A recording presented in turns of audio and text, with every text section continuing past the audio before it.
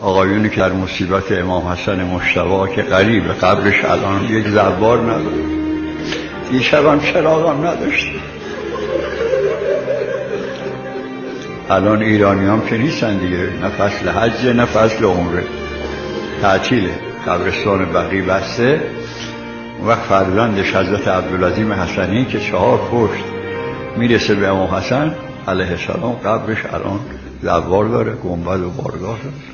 همین نداشتن قبر و گنبد و بارگاه خودش این علامت مظلومیت امام. و حضرت زهرا علیه السلام هم گلگی کردن ظاهرا در خواب از یکی از اهل منبر که شما برای حسین من خیلی گریه میکنید اما برای امام حسن چرا گریه نمیکنید؟